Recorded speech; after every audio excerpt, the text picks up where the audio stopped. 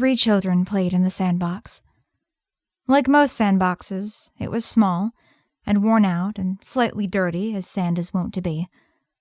But the day was cool, the cosmos was young, and the children were determined, for they were on a mission. Together, they were building a great city, the capital of an even larger kingdom. Together, they were plotting out its streets, its markets and houses, its walls and towers, and all the monsters that surrounded it. The girl was constructing the castle, that bastion of order that governed the land. She made the walls tall and thick, the towers stately and imposing. She did not neglect the barracks for the knights who would serve their lord and protect the realm. Above all else, she knew she must do these things, for if her brother had anything to say about it, her castle would fall. That's what the smaller boy was making. Monsters. Great dragons with enormous jaws, goblins and gnolls and all the beasts that haunt the forests and moors around the city. Off to the side, he was also making stranger beasts still, ones that he knew his siblings would not approve of in the slightest. Of course, the two knew that both of their jobs were necessary to preserve the order of the world. Each needed the other. Without anything to defend against, there was no need for the high castle walls.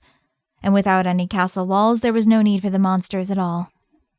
That didn't stop the two of them from eyeing each other suspiciously, wondering which of them would attempt to break the balance first. The older boy seemed largely oblivious to the two of them. He was busy making the dwellings outside the walls, notating in a little notebook who lived in each one and what their names and wants and hopes and dreams were. He hummed quietly to himself, content with all his little stories, knowing that despite the great battles waged behind him, his little houses and people were the most important part. After all, what was the point of castles and monsters if there was nothing worth fighting for? Occasionally, his attention had to be drawn back, however, as the two of them would begin to bicker. "You can't do that," the younger boy said. "It's no fair if the knights get magic weapons." "Well, you're the one who made the dragon's scales impenetrable by normal steel," the girl shot back. "I had to improvise." "But now my dragons don't stand a chance. They'll be cut down where they stand." "Your dragons can fly. The knights are already at a disadvantage. Just be glad I didn't give them winged shoes." The younger boy frowned comically and turned back to his sand pile. "What are you doing?" the girl asked a few minutes later, when she glanced over to see more and more piles of sand. He turned to her with a large grin on his face. "I'm making wizards." "What happened to the dragons?" "Oh, the dragons are still here," he said, "but now they have wizards to protect them from your enchanted weapons." "You can't do that." "Says who?" "Says me. Big Sis put me in charge, so that means you have to do what I say." "Nuh-uh." The older boy sighed. He was tired of listening to them bicker. "What's going on here?" he asked. "He keeps making his monsters too strong. Well, she keeps making it so they die."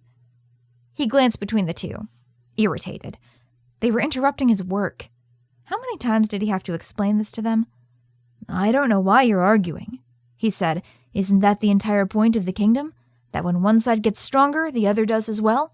Just when the brave knights think they've got the edge, the wizards come in to protect the dragons. But maybe a small band of brave heroes take out the wizards. But I'm sick of it," the boy said. "What if I want the monsters to win?" "And what if I want them to go away and leave my castle in peace?" the girl muttered. "I'm afraid this isn't how the game works." The older boy shook his head. "As long as this sandbox exists, the forces of chaos and order will be in endless conflict. That's what makes it exciting." "Well, then why aren't you joining us?" The younger boy whipped around to confront him. "Why are you sitting in the corner with your stupid little houses?" "I hate to admit it, but he's right," the girl said. "This entire battle of order and chaos is getting boring. We need something to make it interesting again." The older boy turned back to his little houses. "Oh, don't you worry about that," he grinned. "I'm almost done. Once the heroes are ready to join the fray, that's when I think this plot will truly get interesting." And so the two small children waited, glaring at each other from across the sandbox, neither daring to attack the other just yet.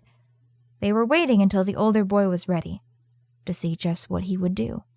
He just simply smiled to himself. Ultimately, their little feud didn't matter. It was all just a backdrop to the story he was getting ready to tell. It wasn't one he'd come up with himself, but he would help tell it all the same. Just as he always did. Just as he was right now. And so, As the sun rose high in the sky above the sandbox, he turned to the others, took in a deep breath, and began his tale.